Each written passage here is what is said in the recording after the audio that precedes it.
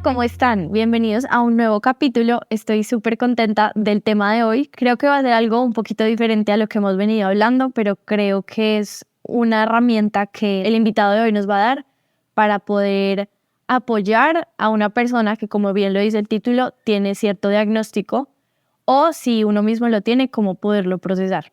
Hoy me gustaría como enfocarnos más en todo este tema, como que un diagnóstico no te define, tú no eres solamente un diagnóstico, lo que dicen los médicos. La historia que nos va a compartir el invitado de hoy es sobre una enfermedad específica, que es la epilepsia. A él lo diagnosticaron con epilepsia a los 15 años y ha estado viviendo y conviviendo con la enfermedad. Para los que no saben qué es la epilepsia, es cuando hay unas descargas eléctricas más altas de lo normal en el cerebro, entonces se hacen como cortocircuito, entre comillas, y pues se producen convulsiones o unas crisis epilépticas que ahorita nos van a contar mejor de eso. Y mientras estaba investigando un poquito del tema, estaba viendo que a pesar de que 70% de las personas que son diagnosticadas con esta enfermedad lo pueden controlar con fármacos, no siempre es posible y más de 2.4 millones de personas son diagnosticadas con epilepsia cada año a nivel mundial. Entonces, como que es algo que convive y que está entre nosotros y realmente no nos damos cuenta. Entonces, también el invitado nos va a contar un poquito cómo podemos asistir a una persona con esta enfermedad tan complicada y cómo él ha podido como aceptarla, hacerla parte de su vida y ser mucho más que un diagnóstico. Entonces, les presento a Juan José Correa. Gracias por estar aquí, Juanjo. Cuéntanos, si quieres, empieza contándonos tu historia, cómo empezó todo. Bueno, me encanta estar acá contigo, especialmente este tema. Bueno, sí, como dijo Susi, me llamo Juan José y a los 15 años me diagnosticaron epilepsia. Entonces, pues la historia, yo creo que con una enfermedad de estas es bastante curiosa porque me acuerdo incluso del día. O sea, el día fue un miércoles en el colegio, todo estaba súper bien, estaba normal y yo me acuerdo que un grupo de amigos habíamos quedado en ir, pues algo que estaba muy de moda en el momento, que era como jugar fútbol en estas bolas inflables gigantescas que uno se mete dentro de esas bolas. Como de hámster. Epa, en esas cosas. Ya lo teníamos súper planeado, eso era, pues estaba como muy de moda, entonces era con reserva, con todo. Nos tocaba llegar por ahí media hora antes para que no nos quitaran como pues el partido. Y yo me iba a ir con un amigo y él me dijo como, mi mamá nos puede llevar, entonces si quieres, pues salimos juntos del colegio y nos vamos caminando a un mallcito que queda cerca al colegio donde yo estudié. Yo te lo juro, ese día yo me sentía lo más normal, yo no tenía ninguna sensación extraña, no tenía dolores de cabeza, nada. Entonces nos fuimos caminando y desde un punto que yo me encontré con la mamá de mi amigo, de ahí ya me lo empiezan a contar, porque yo no me acuerdo. O sea, yo no sé qué pasó de ahí en adelante, pero lo que ellos me contaron es que yo lo saludé normal, saludé pues a la mamá de mi amigo y ella nos dijo como, ¿quieren entrar a la panadería a comer algo? Y ellos me dijeron como tú le respondiste normal y tú le dijiste, ay, qué rico, sí, antes de ir al plan. Y entramos a la panadería, ellos me dijeron, te empezaste a tambalear un poquito, te fuiste contra una mesa y te caíste en el piso. Esto sí es full coincidencia, yo no sé si es una señal divina o algo. Cuando yo me caí de frente, o sea, yo me iba a dar en la cara. Pero antes de yo ir pues de cuando estábamos caminando para encontrarnos todos, yo me puse el morral del colegio al frente. Entonces no me alcancé como a reventar o a pegar duro en la cara. No me aporrié duro, gracias a, pues, porque A me la puse el maleta. morral. Exacto. Bueno, y dijeron como, y empezaste a hacer unos movimientos súper extraños en el piso, o sea, tenías las manos retorcidas, tenías la cara como volteada para un lado, o sea, mi amiguito me dijo, literal, parecía un exorcismo, o sea, era una cosa horrible, y estabas gritando, gritabas como si te doliera, duró más o menos, pues en ese momento no sabíamos que era una convulsión, pero la convulsión duró más o menos 25 segundos, que pues eso se siente una eternidad en ese momento. Y bueno, ya como para ir como aclarando cómo fue la situación, yo me acuerdo hasta que saludé a la mamá de mi amigo y ya después yo estaba en el piso mirando al techo y un montón de gente alrededor mío, mi mamá llorando al lado, el paramédico pues tomándome como todas pues, las mediciones, la presión, todo, todo, todo. Y yo el pánico que uno siente en ese momento porque uno no entiende nada. O sea, lo primero que me pasó, y fue muy raro, y más porque fue la primera convulsión, Yo abro los ojos y no siento el cuerpo. O sea, es una sensación muy rara de explicar porque yo me acuerdo de estar mandándole señales al cuerpo como mueve un brazo, mueve el otro, mueve las piernas, haz algo, y el cuerpo no me reaccionaba. Y yo, ay, Dios mío, ¿será que me accidenté y no me pegué en alguna parte de la cabeza y no siento el cuerpo? O sea, una cosa rarísima. Pero fui recuperando la movilidad de a poquitos, de a poquitos, de a poquitos. Y después, cuando el paramédico como que empezó a hacerle preguntas alrededor y dijeron, tiene que ser algo en la cabeza. Entonces me empezaron a hacer preguntas para probar mi memoria. Ahí mismo, pues cuando me atendieron. Y me empezaron a hacer como preguntas muy generales. Yo me acordaba de casi todo. Cuando de un momento a otro, pues ellos, el uniforme del paramédico tiene muchas insignias, tiene pues sus nombres y cosas. Y me apuntó a la cruz del paramédico y me dijo, dime de qué color es eso. Y yo no supe responder. Y yo ¿No te salía la palabra o no sabías el color? no sabía el color. O sea, yo sabía que era un color, pero no sabía cuál. Y ahí sí me paniqué, yo, ay, no sé. Y después me preguntó por el color del cielo y yo tampoco sabía. Y yo, ay, no sé, no me acuerdo, o sea, no me acordaba. Y yo, no, y yo empecé a llorar y yo le dije, no, Dios mío, ¿a mí qué me pasó? Yo lloraba con mi mamá al lado, horrible. Y ya me acuerdo en la ambulancia, en el momento que tú te despiertas de una convulsión, el subidón de adrenalina es impresionante, pero es algo muy raro. Uno siente pánico por no saber qué está pasando, pero bueno, esto me lo explicaron obviamente tiempo después, y es que por la descarga eléctrica del cerebro pierdes toda la energía. Como la electricidad que genera las células se descarga. Entonces, yo estaba que me volvía a desmayar, o sea, yo era como durmiéndome, pero con el susto de no me quiero dormir porque, pues, qué tal que me vuelva a pasar, o sea, no entendía nada. Llegamos al hospital, me entraron a urgencias, yo estaba muy, muy asustado, muy asustado, muy asustado. Y bueno, me atendieron, me dieron como, sí, o sea, como el ingreso normal de un paciente. Y llega el médico y me dice, bueno, ya sabemos que por la descripción fue muy fácil, tuviste una convulsión. Y yo creo que esta es como la parte más maluca y más miedosa. Y me dijeron, realmente la epilepsia es una enfermedad de la que se sabe muy poquito. O sea, incluso una vez como de desparchado en la pandemia, me puse a leer como lo que decía la caja de las pastillas que me mandaron. Y un montón de cosas decía inconcluso. O sea, hay cosas en las pastillas para evitar convulsiones que saben que funcionan, pero no saben cómo ni por qué. Lo pusieron ahí y funcionó. Y ya. Todo lo del cerebro, Es o sea, rarísimo. no sabemos nada. Es rarísimo. Y me dijeron como, hay dos opciones. O esto lo heredaste genéticamente y ya esa es la respuesta, pues tienes epilepsia genética, o lo generó algo más. Y pues ya sabíamos que no era genético, o sea, nadie de mi familia tiene, ni mis abuelos, nadie de mi familia tiene. Entonces era algo externo, pues era o algo externo o algo desconocido. Y lo primero que me dijeron es que te tenemos que hacer pues un TAC, una resonancia, exámenes de sangre, y nos tenemos que fijar ya, y lo más rápido es descartar un tumor cerebral, porque normalmente son los casos, o tuviste una contusión, o tienes una malformación en la cabeza, o tienes un tumor.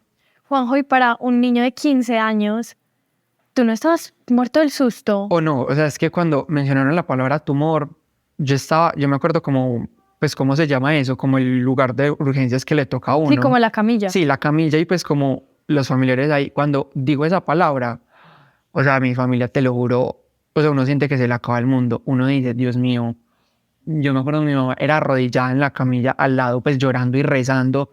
No entendíamos nada.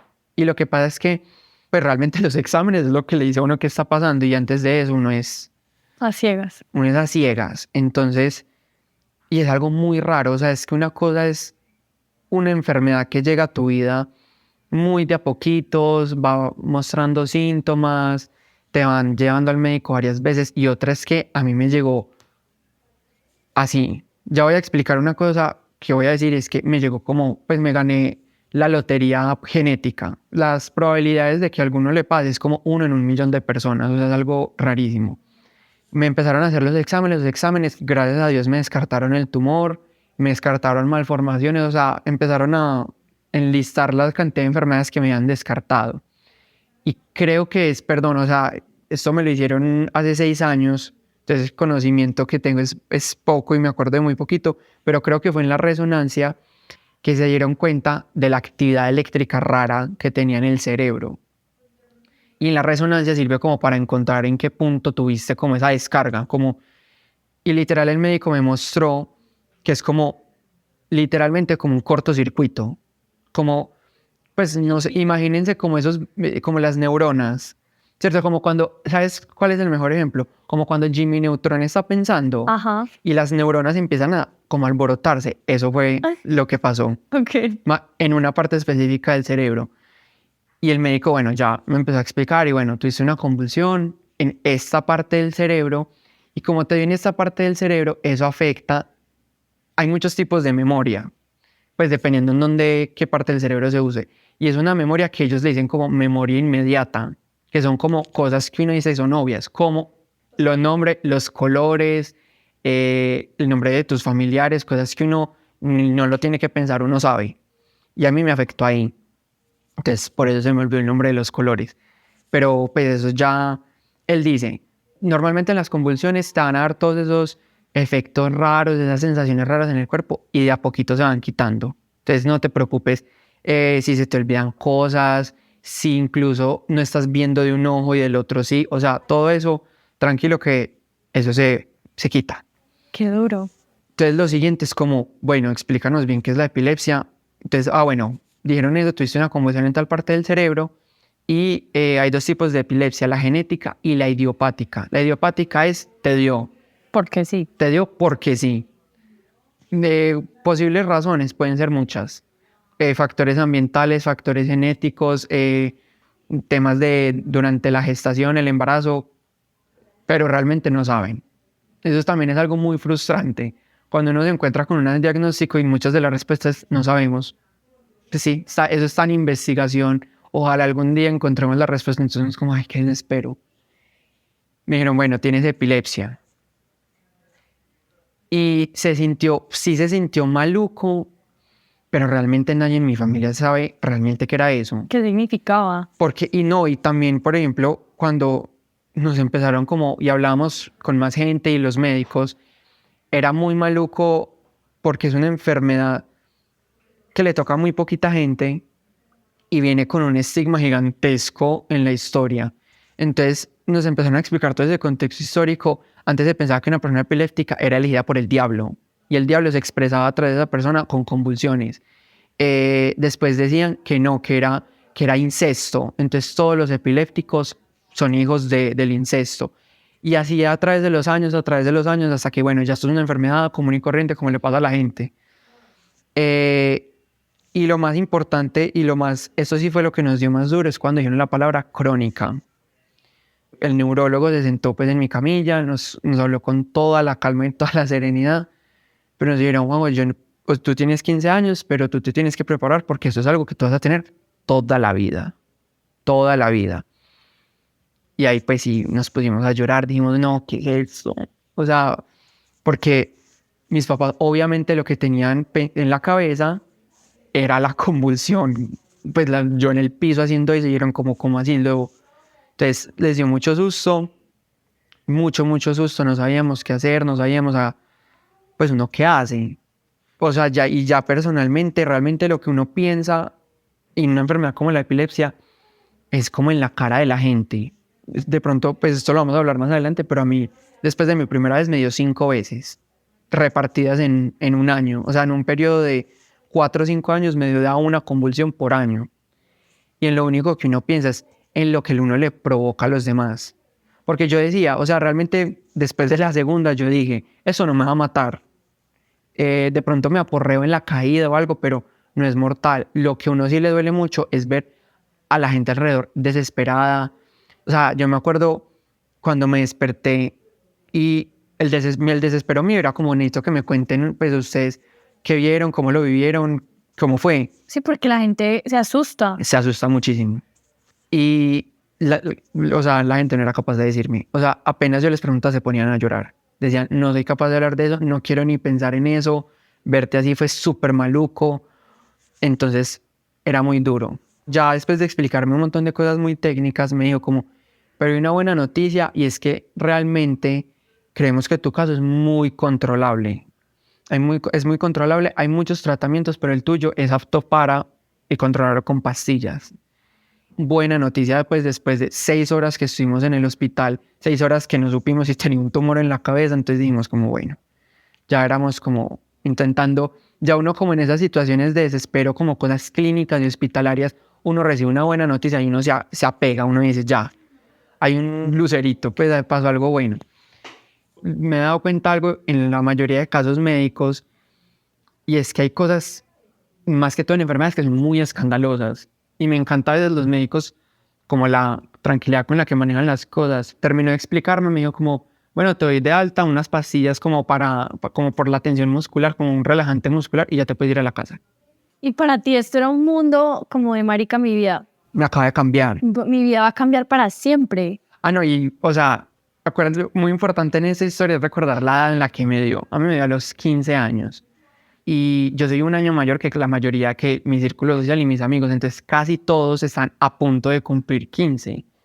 Entonces, eran las primeras rumbas, las primeras salidas y las primeras veces que se tomaba trago.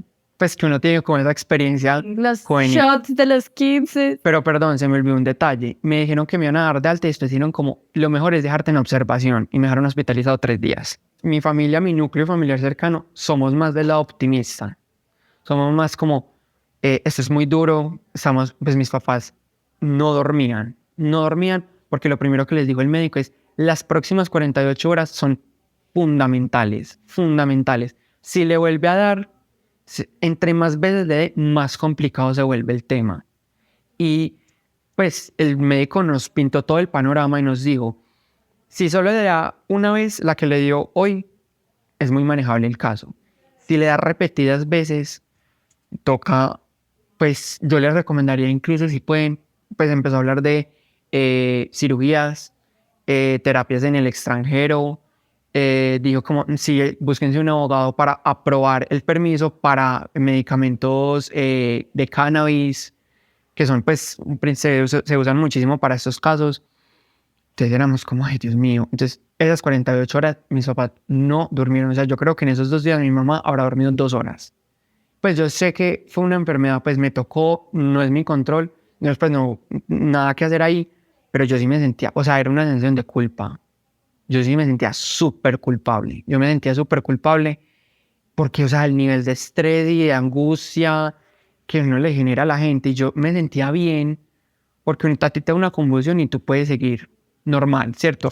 Hablo pues de mi caso personal, yo podía seguir normal, pero la gente quedaba preocupadísima, o sea, me trataban como un cristal, como si estás mareado, o sea, dime cualquier cosa y te sientas y te acuestas, lo que tú quieras. Entonces fue muy duro. Emocionalmente, esas hospitalizadas de 3 días fue muy duro porque definía todo. Y ya como me hicieron unas pruebas muy duras en esos 3 días. Bueno, y ya como la pregunta que más me hacen es de las luces. Hay muchos tipos de epilepsia. Hay unas que son ausencias, que no tienen esos movimientos agresivos así como de película exorcista, sino que es una persona que se queda quieta. El cerebro tiene como ese apagoncito, pero son apagoncitos muy pequeñitos, muy instantáneos y la persona vuelve de inmediato. Las mías, que son como las de adulto, que sí son descargas eléctricas muy agresivas en el cerebro, que es con los movimientos, los gritos, el cuerpo te queda súper tensionado, pasa algo muy raro, que esto también hace parte como de los mitos de la enfermedad, y es que se desconecta, pues no se desconecta, se descontrola el nervio de la boca con el cerebro y uno muerde. Y a veces no solo se desconecta el de la mandíbula, sino el de la boca entera, o sea, la lengua y la mandíbula. Entonces hay gente que se le sale la lengua y se la muerde. Y el médico me dijo, hay muchos casos de que se cortan un pedazo, se aporran muy feo y algunos se han ido de cirugía por una convulsión que les da y se muerden la lengua. A mí no me dio, gracias a Dios. Pero en una de las convulsiones, yo me acuerdo, la mandíbula me la tuvieron que abrir pues manualmente. O sea, el paramédico me metió la mano y me la abrió, pues no tuvo que hacer mucha fuerza. Pero yo, o sea... Totalmente tensionada. Totalmente paralizada. O sea, yo lo primero que uno hace es como intentar preguntar qué pasó. Y yo me acuerdo, y yo era haciendo sonidos con la boca porque no me abría la boca. Y yo era tocándome y no entendía qué había pasado. las pruebas que te hacen después de urgencias en la hospitalización son para entender el tipo de epilepsia. Y como decías, las cosas del cerebro son súper difíciles de entender. Entonces, hay epilepsias que se desencadenan por crisis emocionales. O sea, había una niña en mi colegio que yo me acuerdo muy mayor, 2 años mayor que mi hermana, que me lleva 5 años, que le daban ausencias, pues se desconectaba cuando le daba mucha ira, cuando le daba mucha rabia, el cerebro se desconectaba y volvía y ya se le quitaba la rabia. Entonces era una dinámica rara. Pues hay otras que no pueden hacer mucho esfuerzo físico, también les genera. Entonces me hicieron un montón de pruebas. Yo creo que la más maluca fue la de las luces, la que se llama epilepsia fotosensible. Esa fue horrible porque a ti te ponen como, imagínense unas gafas de realidad virtual, literal, unas gafas de realidad virtual, te las amarran en la cabeza y dicen como, intenta estar tranquilo, respira muy profundo, te vamos a poner unas luces y algunas son fuertes, no te vayas a estresar. Dijeron como, pues siempre te hacen como el aviso, como estas pruebas realmente son para generarte convulsiones, porque necesitamos ver qué lo genera y la única forma de saber cómo es eso. Entonces te ponen las gafas y los electrodos en la cabeza, te los llenan, o sea, te engominan el pelo horrible con una masa y te ponen los electrodos. Entonces uno pues parece electrocutado. Entonces bueno, me pusieron y eran unas luces que es que es súper raro porque las luces eran ya de por sí muy fuertes, eran como rojizas y vos sentías que se te iba como hasta el fondo de la cabeza. O sea, como cuando uno mira el sol, como eso, pero sin poder cerrar el ojo. Y bueno, yo al principio decía como, bueno, te parpadeaban una vez, bueno, te parpadeaban 2, 3 veces, el ritmo iba aumentando, iba aumentando, iba aumentando, iba aumentando, y llegó un punto en el que el parpadeo era tan agresivo, la intensidad de la luz era tan fuerte que yo sentí que me estaba quemando todo el ojo, o sea, sentí que me estaba quemando pues como lo que rodea el ojo y dentro del ojo, o sea, el dolor de cabeza que me estaba dando era impresionante. Y ya llegó un punto en el que pues el enfermero estaba al lado y yo le decía, por favor, o sea, yo le decía, no, no, no más, no más, no más, no más, de verdad que no aguanto más. La prueba duró como 1 minuto y 45 segundos, faltaban 15 segundos, pero yo dije, no, no más, no más. Y me la empecé a quitar y ellos me la quitaron y yo sí. Y dijeron como, realmente llegaste al penúltimo nivel, o sea, si ya llegaste hasta ahí, las luces no te van a provocar nada. Bueno, dije como, pues a mí me encanta salir, me encanta salir con mis amigos, entonces dije, gracias a Dios. Porque me dijeron como, hay gente que incluso con la foto de un flash, de una foto, sí, le dan convulsiones. Incluso, y le recomiendan, como saben que para ellos crearon unas gafas que filtran esa luz y como que cuando les llega al ojo la reduce a lo mínimo, mínimo, mínimo. Entonces gente que va con gafas todo el día, para manejar, para todo. Para lo único que no lo usan es para dormir. Me hicieron todas esas pruebas, dijeron como, bueno, tu caso, efectivamente, como el neurólogo había dicho, si es viable para tratarlo con pastillas. Son pastillas de adulto. Me dijeron como, es muy rara tu epilepsia, porque normalmente la epilepsia da a muy bebés, literalmente recién nacidos en los primeros meses de vida, o da a personas ya de pues ya 80, 90 años que pues por el desgaste cerebral y todo viven las convulsiones. Que a un hombre de tu edad entre los 15 y 25 años le dé eso es rarísimo. Eso es rarísimo. O sea, hay millones de pacientes de epilepsia en el mundo, pero los tuyos pues son cientos de miles, o sea, son muy pocos. Entonces, bueno, me dijeron como eso. Y bueno, entonces ya lo siguiente fue, ya me iban a dar de alta y ya era como la explicación del medicamento. Que eso sí me acompaña, ya llevo 6 años en esas. Con las pastillas. Con las pastillas. Entonces me dijeron como, bueno, te vamos a dar las pastillas, te vamos a dar la dosis más bajita, pero sí te tenemos que dar una advertencia. Eso está diseñado para adultos, porque realmente las pastillas lo que hacen es como, es que es muy raro, es una proteína que envía al cerebro y reduce la carga neuronal. La electricidad. La electricidad. Su explicación es súper macheteada porque es una cosa complicadísima de entender, o sea, no lo entendió. Hay un montón de adultos en esa sala, no lo entendió nadie. Y me dijeron de los efectos secundarios. Entonces, el primero es que vas a sentir sensaciones muy raras en el cuerpo.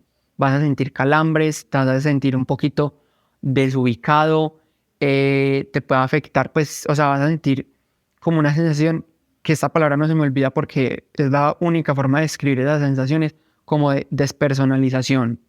Literalmente como si uno no sintiera el cuerpo. O sea, es una cosa rarísima. ¿Al principio o durante todo el tratamiento? No, fue al principio. Fue al principio. Él me dijo, te vas a acostumbrar. O sea, el cuerpo siempre se acostumbra. Eso fue la primera indicación. Y la segunda, me dijo, las pastillas te las vas a tener que tomar. Lo más probable es que por el resto de tu vida. Todo depende de las convulsiones, cómo te acostumbres, qué síntomas te dé. Y mientras te tomes las pastillas, no puedes consumir nada de alcohol ni de pues, sustancias psicoactivas, nada de drogas. Parce, a mí me dijeron eso y yo me acuerdo que los primeros 15 de ese año eran 15 días después. Ay, yo me acuerdo. Y pues todos yo creo que conocemos la experiencia, que no, que entonces full al escondido, que empiezan a pedir pues la vaca para el trago como 8 días antes porque alguien sabe en dónde comprarlo en alguna parte. Y yo ya había pagado y yo, ay, no lo puedo creer. Yo estaba súper emocionado porque son pues cosas de la adolescencia. Sí. Pero también me gustó que ellos obviamente, pues ellos no son como los papás como sí toman, pero ellos se vienen como pues hace parte de la experiencia de vida de un adulto.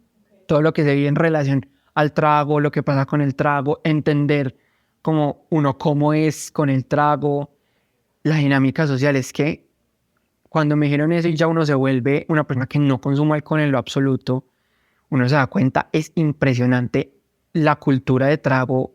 Pues hablo en Medellín porque estoy acá, pero es impresionante. O sea, a uno le ofrecen trago hasta en un bautizo, cuando lo multan, o sea, es impresionante, en todas partes hay trago y hay trago involucrado en todo. Entonces eso sí fue súper difícil. Esa fue la segunda indicación y la tercera era como, literal, como, pues esperemos lo mejor. Esperemos que esto no sea seguido. Literalmente hecho la bendición, ya te puedes ir para tu casa. Ay, uy, yo me acuerdo la conmoción que eso generó en el colegio porque, pues el susto que generó. O sea, el susto que generó fue una cosa absurda. Un montón de gente me vio, era súper preocupada, era súper asustada, era como, ¿qué te pasó? Ah, bueno, y había una cuarta indicación que me dijo el médico, que esta es súper importante para los que están escuchando, y es como, le tienes que ir contando a tu familia de tu círculo cercano, con los que más te mantiene, qué hacer en caso de una convulsión. Súper importante, por favor. Súper importante. Lo primero, y él me dijo, como realmente eso es lo que uno pide, como por decirlo, pero es muy difícil. Primero, mantener la calma. Lo que pasa es que, o sea, yo nunca he visto una convulsión en mi vida porque yo las vivo y nunca me ha tocado. Pero me imagino que es horrible. Ay, yo me acuerdo, pues, con anécdota súper boba, me acuerdo que en TikTok, no sé por qué, y no sé por qué nos censuraron ese video, me apareció un perrito convulsionando. Y yo dije, si a mí, lo mío es medio parecido a eso, qué cosa tan horrible. O sea, de verdad, o yo no sé si porque era un perrito y da más pesar, pero de verdad, horrible. Entonces, mantener la calma, y me fue contando como, bueno, la gente, algo muy conocido de la enfermedad es que la gente se muerde la lengua. La gente normalmente tiene como pues el mal, entienden mal y creen que la idea es como meterle la mano a uno en la boca para evitar que se muerdan la lengua. Y eso es peligrosísimo, peligrosísimo. Y ahora que le estoy contando, se me olvidó una cosa. Volví como a mi vida normal ya en el colegio y lo primero que me dice mi mamá, le tenemos que llevar un regalito al panadero de la panadería donde te dio la convulsión, porque además de que te ayudaron, lo mordiste. Porque el man pensó, pues tenía en eso en la cabeza, como no, se va a morder la lengua, se la va a tragar, metámosle la mano. Dios mío, yo fui a esa panadería, yo no me acuerdo qué le llevé, creo que una ancheta de cosas. Fui a esa panadería y le fui a dar la mano y estaban las marcas de mis dientes, como en estos 3 dedos, como en el índice y no me acuerdo cómo se llaman los otros.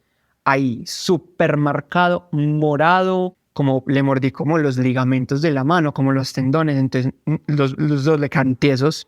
O sea, el decir como no le metas la mano a la boca a una persona es por la seguridad de la persona que mete la mano, no por el que No, está por el que está convulsionando. convulsionando. Porque tengo entendido que como son todos los músculos contrayéndose, es una fuerza bruta, Bruta, muy o sea, fuerte. Es una fuerza descomunal. Okay. Porque yo me acuerdo, la segunda convulsión, que es cuando se me paralizó la mandíbula, yo la tenía tiesa, tiesa, tiesa, tiesa. Y es que eso es parecido a lo que pasa en el resto del cuerpo.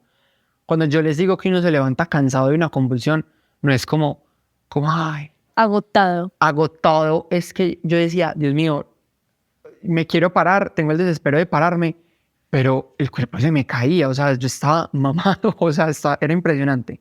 Y eso es como me explicaron qué es lo que pasa en el cuerpo. El músculo, la convulsión manda una señal en el cuerpo que genera esos movimientos bruscos y tensiona todo. Al tensionarlo todo, lo tensiona tanto y por tanto tiempo que pues 30 segundos, 1 minuto, 2 minutos es mucho, que cuando lo libera el cuerpo queda exhausto. Y ya la señal que manda el cerebro es como descansa. Entonces por eso uno a veces se demora en volver como recuperar la conciencia. Entonces lo mordí y yo, ay Dios mío, qué pena. Entonces bueno, mantener la calma. Si hay una persona convulsionando, meterle algo en la boca, un trapo, el buzo, no la mano. No la mano es peligrosísimo. Pero sí meterle algo. Sí meterle algo. Ponerlo de lado. Ponerlo de lado es también fundamental.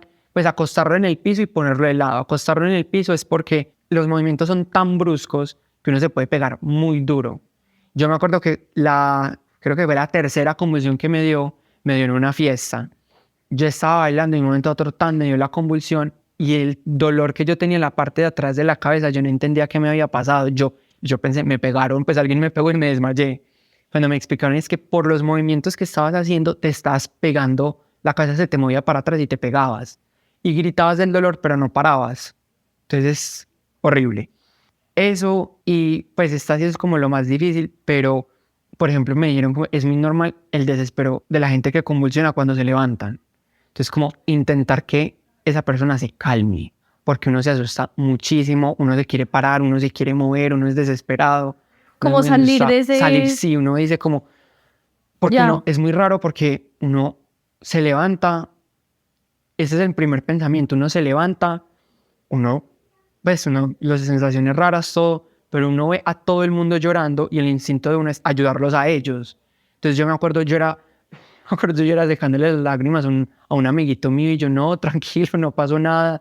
Y pues a mí me está saliendo sangre y yo, pues, o sea, pasan esas cosas. Entonces como intentar que esa persona esté tranquila y llevarlo por urgencias de una como para que le hagan todo. Y ya, pues tener eso como muy presente. O sea, recapitulando, acostarlo y ponerlo de lado, ponerle de pronto un buzo o algo suave en la cabeza para que no se pegue, meterle algo a la boca que no sea la mano, tratar de mantener la calma y que cuando la persona se despierte, que los demás, pues que no se despierte como apoyarlo a uno, sino como uno estar ahí para el otro. Porque es que, el estrés emocional, ese ratico que uno se levanta y es como ese pánico, porque es una sensación de absoluto pánico. O sea, yo me acuerdo que había gente en una convulsión, me tocó con gente que se paniqueaba mucho. Fuimos como a comer a alguna parte y yo me bajé del carro. Y a los 5 minutos, como a los 10 minutos convulsioné. Cuando yo vi a tanta gente llorando, yo lo primero que dije, me accidenté. Y pensé que le había hecho algo a alguien, porque yo no me acordaba. Yo dije, me dio una convulsión en el carro, maté a alguien, aporreé a alguien, Dios mío. Y yo vi a todo el mundo llorando y yo, parce. Entonces, ya después le explican a uno como, ay, bueno. Pero sí, da mucho susto. Bueno, entonces, empezó mi vida con esas pastillas. Parce, yo me acuerdo, me empecé a tomar las pastillas. Te dicen como, te las tienes que tomar con el desayuno y con la comida, porque es muy pesado. O sea, si te lo tomas con el estómago vacío, pues te puedes hasta desmayar, porque son muy pesadas. Hay unos efectos secundarios que van mejorando la fórmula de la pastilla y los han quitado, pero sí afecta emocionalmente a la persona. O sea, me dijeron, tú vas a tener tus controles con tu médico y cualquier cambio emocional así brusco que tú sientas como esto es anormal, esto es raro, esto no es mío, se lo tienes que informar de inmediato. ¿Y lo sentiste? Hubo un momento que sí, yo me sentía súper como desmotivado, pero desmotivado en el sentido que no quiero que me hablen, no quiero que me toquen, no cogía como el sentido del humor de la gente. Como en trance. Es como en un trance raro. Yo decía, esto no es mío. O sea, yo siempre estoy interactuando con la gente. Yo me quedaba quieto. Y en el salón como a un ladito. Pero me dijeron como, no, esto, pues ya con acostumbrarme a las pastillas, se me quitó del todo. Bueno, entonces empecé y eso fue el fin de semana, pues ya empecé con las pastillas y me acuerdo que el lunes empecé con mi rutina. Y mi primera clase era inglés. Y yo me acuerdo, te lo juro, yo entré al salón, yo no sabía en dónde estaba, pero no como, ya no era como tan pánico, sino que era una sensación como charra rara. O sea, yo no sabía en dónde estaba, yo escuchaba a la profesora hablar y yo escuchaba eso en francés. O sea, yo era como mirando a todas partes y yo no me encontraba, era rarísimo, rarísimo la sensación que el calambre en las manos, o sea, el calambre fue lo último que se me quitó. O sea, yo era escribiendo, yo siempre escribí, en mi colegio siempre escribimos a mano y en un punto la mano ya no me reaccionaba del calambre, o sea, yo era como intentando moverla con todo el brazo, incluso hacía así y no me daba. Otra cosa que también se me fue quitando. O sea, hoy, pues como al día de hoy, no tienes efectos secundarios de la 6 pastilla. años después puedo decir que no tengo ni un solo efecto secundario. ¿Y hace cuánto no te da una convulsión? Mi última convulsión fue hace 3 años. O sea, vas muy bien. Voy muy bien. Los médicos normalmente no dicen esto para que el paciente no se descuide, pero como ya llevo tanto tiempo me lo dijeron como si cumples un periodo muy extenso, más o menos de 5 años, sin ninguna convulsión o algo parecido, podemos hablar de reducir la dosis de las pastillas o quitarlas por completo. Qué bueno. Pero bueno, y ya pues me acostumbré a los efectos y empezó como mi vida. Te voy a decir la verdad, uno en esa edad, lo más duro es el trago. Eso te iba a preguntar, o sea, gracias a que tu tipo de epilepsia no fue fotosensible y las luces no afectaron, igual podía seguir yendo como a, pues en su momento, fiestas, pues como de salón social y eso, pero, o sea, tuviste que hacer muchos cambios en tu vida como de listo, no solamente no empezar a tomar, sino como empezar a tomar decisiones diferentes a las de todos tus amigos. Sí, fue muy duro. O sea, realmente el cambio más grande fue el trago, pero realmente uno que también me dio duro fue el de recuperar el sueño. Me dijeron, en casos de epilepsia es fundamental tener un sueño reparador.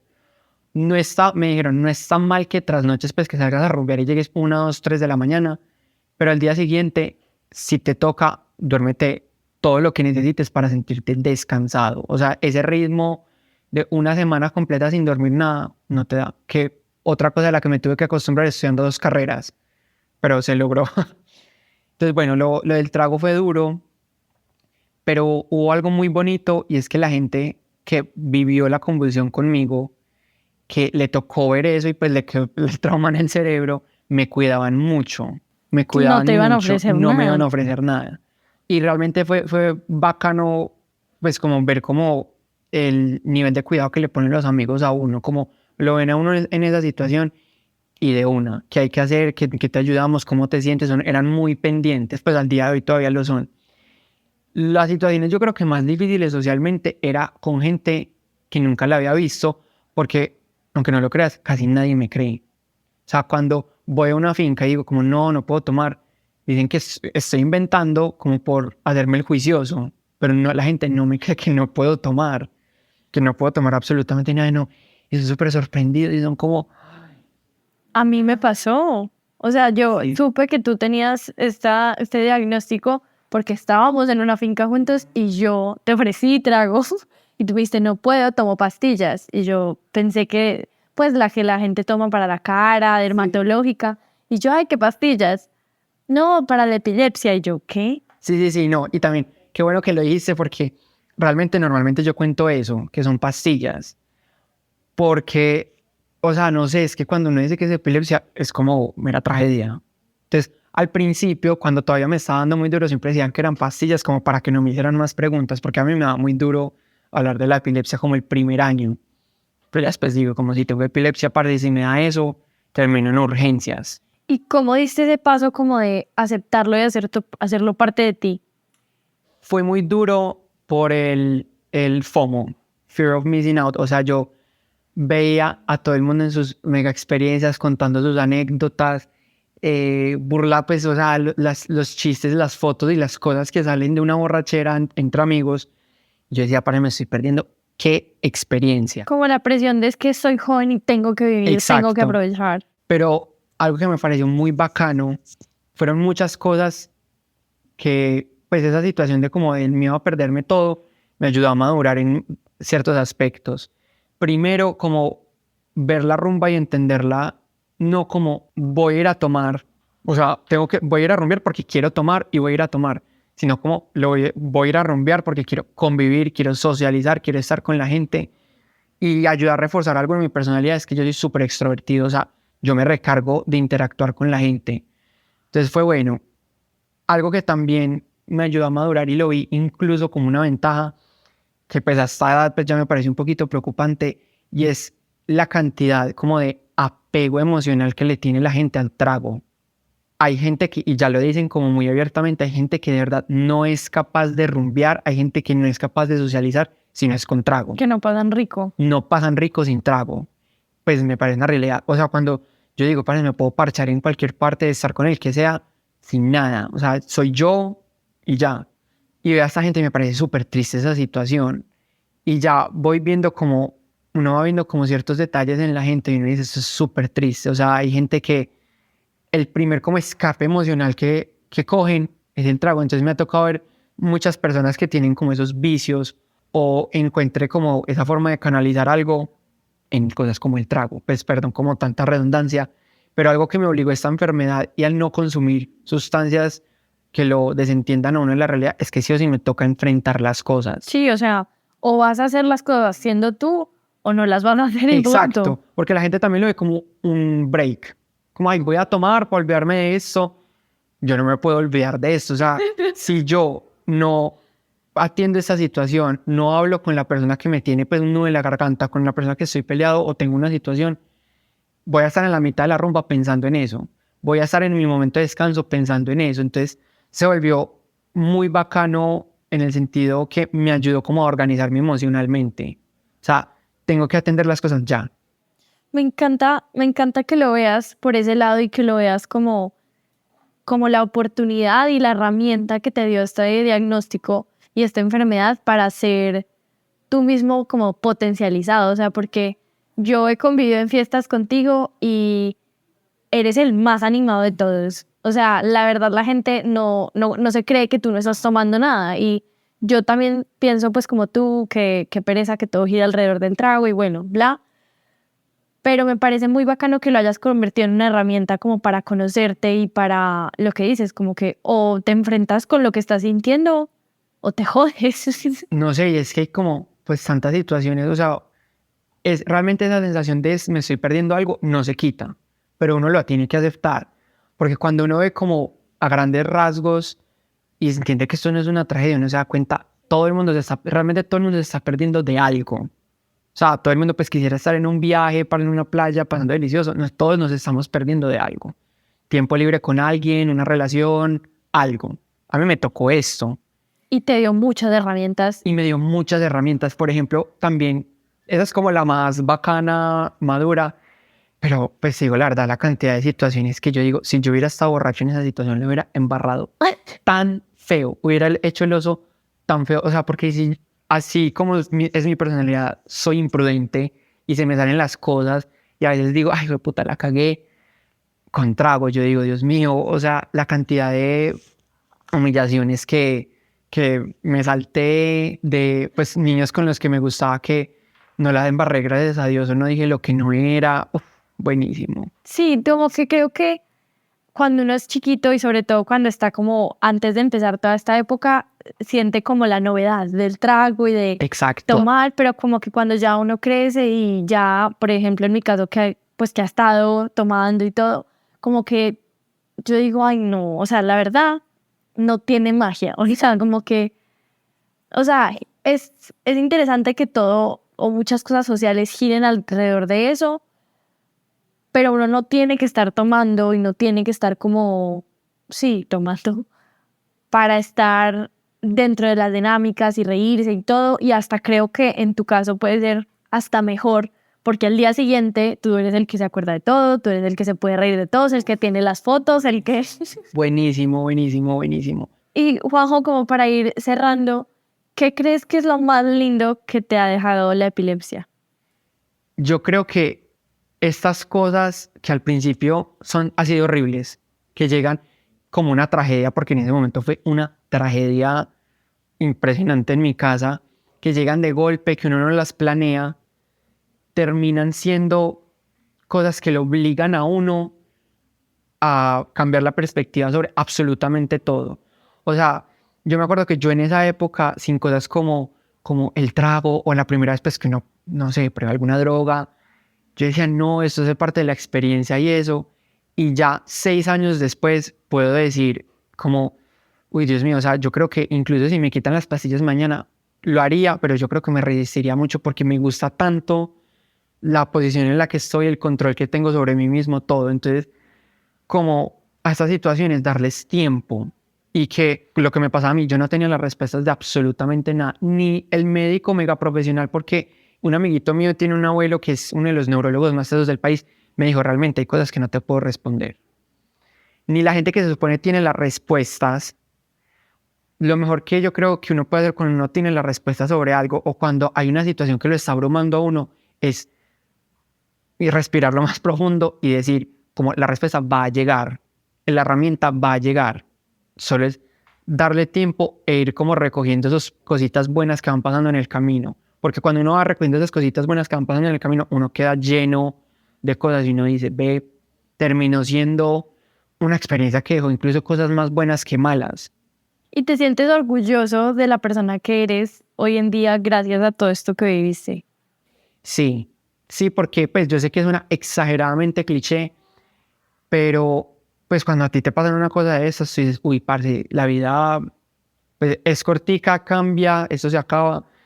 Y o sea, no fue no voy a decir que es una bendición porque es una enfermedad, pero sí agradezco el recordatorio y que ese recordatorio me llegara tan joven, porque eso me obliga como, o sea, yo soy una persona que desde ese día de verdad, yo no me quedo con el hubiera.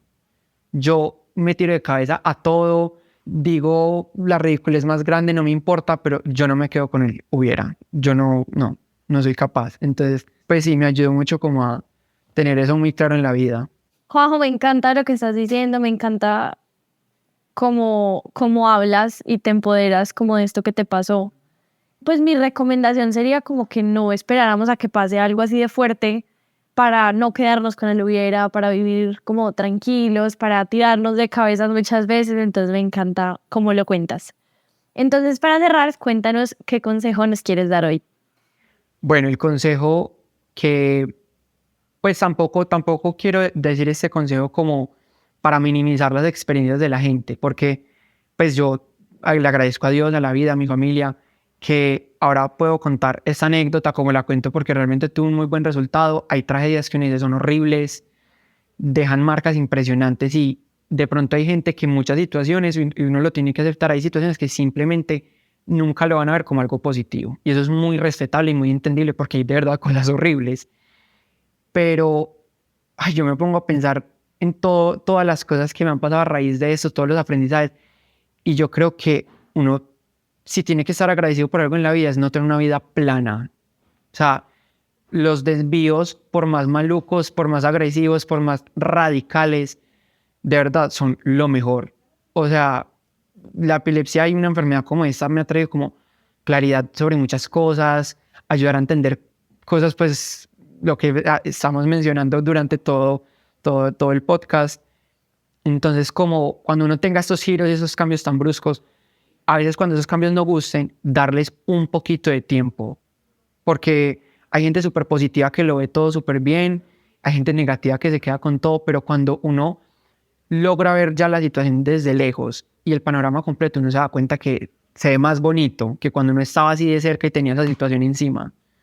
Entonces, como, sí, sacarle el provecho a las cosas que uno le pasan, porque realmente casi todo en la vida uno le puede sacar provecho.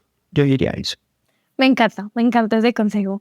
Muchísimas gracias por venir, Juanjo. Espero que te haya gustado y espero que a ustedes les haya encantado este capítulo tanto como a mí.